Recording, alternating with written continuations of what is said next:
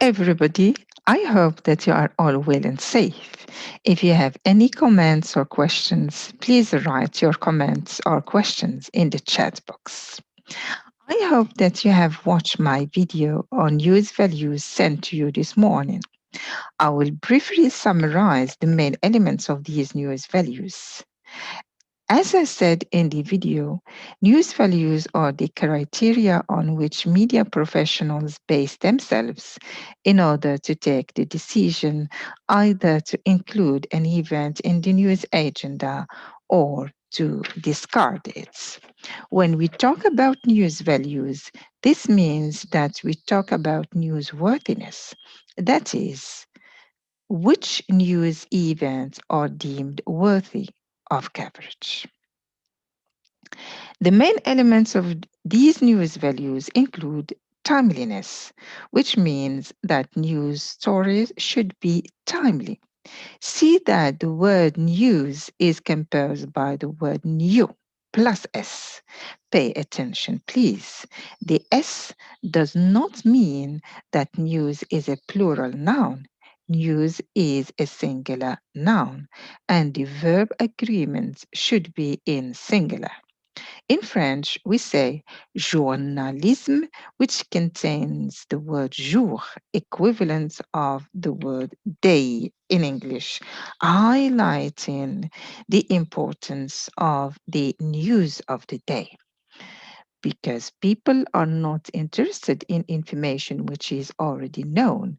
We want to know about new happenings, or if it is an event already known, we want to get further information about different aspects which have not yet been covered. The second news value is relevance, which means that the event should be of interest to the target audiences. It should be of direct relevance to their lives, concerns, and aspirations. The third news value is proximity. People are normally interested in events that happen close to them in their community, in their city, in their region, in their country.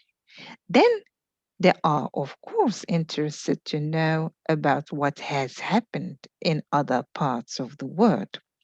There are three types of proximity to take into consideration: geographical proximity, emotional proximity, and ideological proximity. The fourth news value is impact, which refers to the number of people affected. The bigger the number is, the more newsworthy the story is. The fifth news value is controversy. People like to know about and to follow the development of controversial issues. The sixth news value is currency. What is current is what is already on the news agenda. There are some events that stay on the news agenda for a period of time or for a long time, like wars, natural catastrophes, and now the coronavirus. The seventh news value is prominence. The word prominence simply means importance. This may be a misleading as a news value because we may think that prominence refers to the importance of news events. But in news values, prominence refers to the importance of agents or recipients of the events. The event might be quite ordinary that can happen to any ordinary citizen, such as having lunch or dinner in a popular area. No one would talk about it if it happens to an ordinary person, but if it happens to a well known person, such as a public figure or a famous person, such as athletes or artists, then it becomes newsworthy. The eighth news value is oddity. The famous statement, if a dog bites a man, it's not news. But if a man bites a dog, that is news. What is unusual, what is unexpected, always finds its way to the news agenda.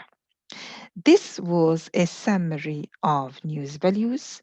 More details and comments on news values are available in my video on news values. Now I will move to the agenda setting theory of the press. The main proposition in the agenda setting theory of the press is that it is the mass media that have the power to decide which news events to cover, which ones to marginalize, and which ones to discard. In fact, what is considered by media professionals as newsworthy finds its way to the news agenda, and it is given time, space, and prominence according to the importance they assign to it. Therefore, professional communicators professional communicators set the news agenda first by selecting items to be part of the news, and second by deciding their order of importance. How do they show the order of importance?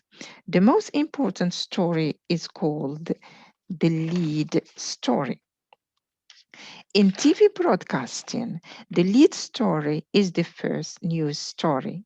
It is given more time and prominence, and it is presented with more details, background information, and analysis.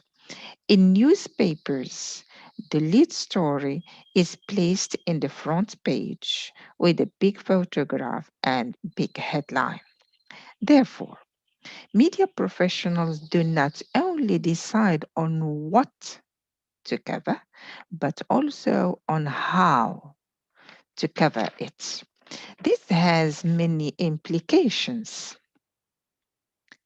The first implication is that media professionals, also called gatekeepers, control our access to information by allowing us to know only what they consider as important for us to know.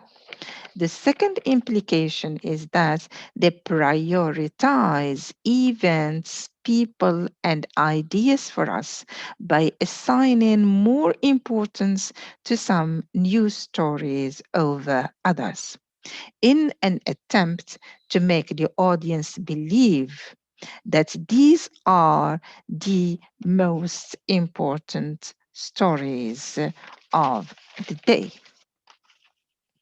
What is the danger here?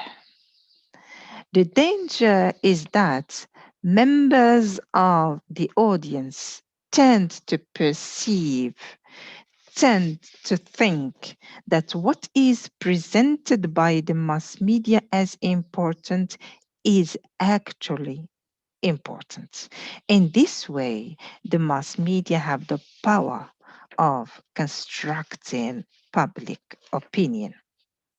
The third implication is that when mass media decide on how to cover an issue, they have the power to highlight some aspects of the story, to give priority to some views, to some witnesses, and sometimes to silence others. This is why many times we have only part of the news story which is unveiled. We do not have the full picture of what happened. This is why we should always link news agenda setting and news cuttings, because sometimes important news does not find its way to the audiences simply because it was cut.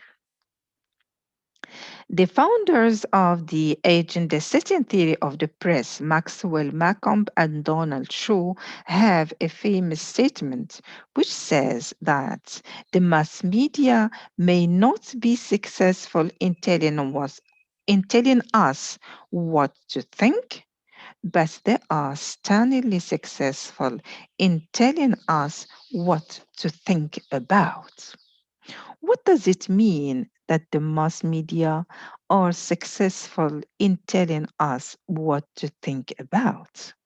This simply refers to the setting of the news agenda. When news media bring to our attention what happened at the local, national, and international levels, they give us material to think about.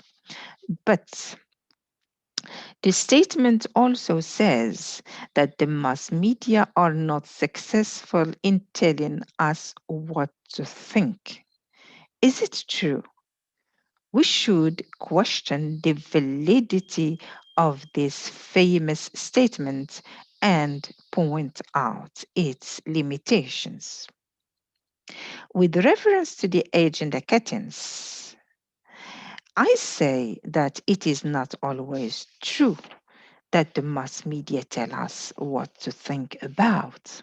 Sometimes very important events are not reported, or very important angles of stories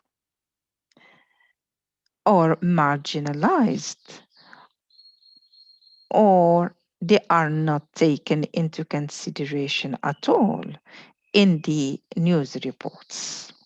Therefore, as long as we do not know about the existence of an event or the existence of other important aspects of covered events, we cannot think about them.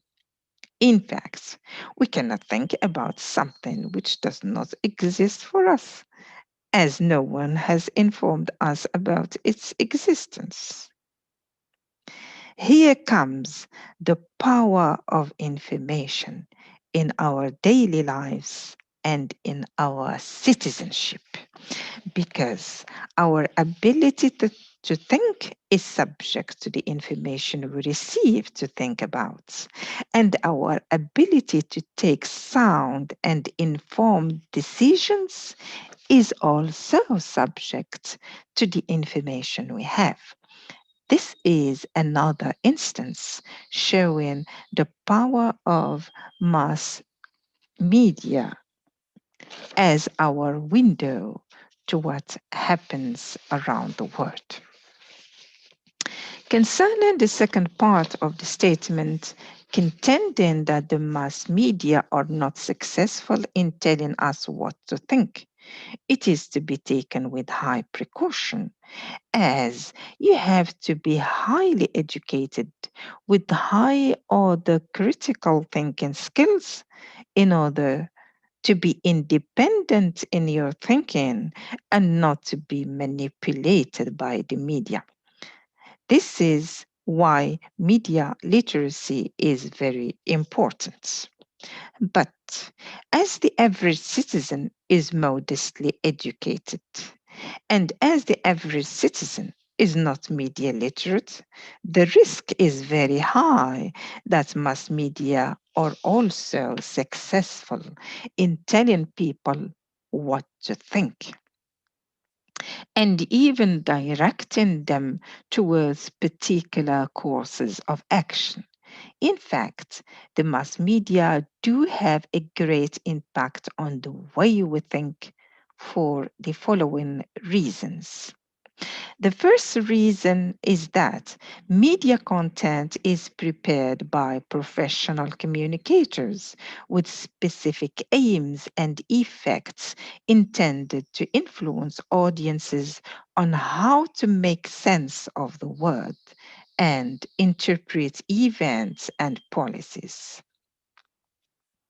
In this way, the media frame their references and shape their attitudes and behavior.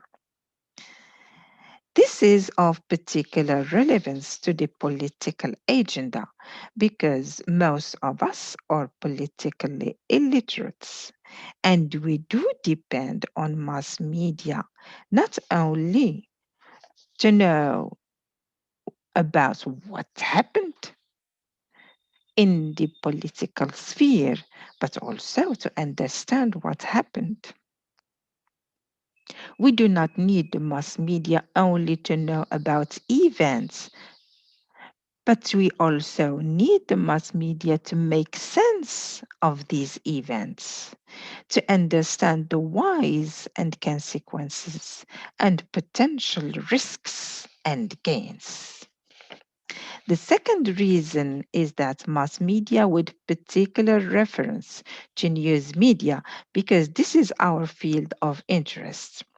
News media do not mirror reality, but they construct reality. They present to us the events plus the interpretation of the event plus the attitude vis-a-vis the event all in one package. If you are not media literate, you will not be able to distinguish between the fact, that is, what did really happen, the interpretation of the fact, and the attitude vis a vis the event. In fact, when media professionals set the news agenda, they allow us access to information about the world through their lenses and how they perceive reality. The third reason concerns agenda cuttings. Sometimes the untold part of the story or unreported stories may be more important than reported stories. In such cases, we wonder whether media professionals and those who control the media do not want people to think at all about the life of their society when they decide to cut hard news, or, in other words, what to think about. This is why students should diversify their sources of information to complement information gaps and to be fully involved in the life of their society. And in order not to be limited to a single perspective in perceiving and interpreting the world and news events. Well, I think that I have covered key issues in news making. I wish you all the best. See you in another online tutorial.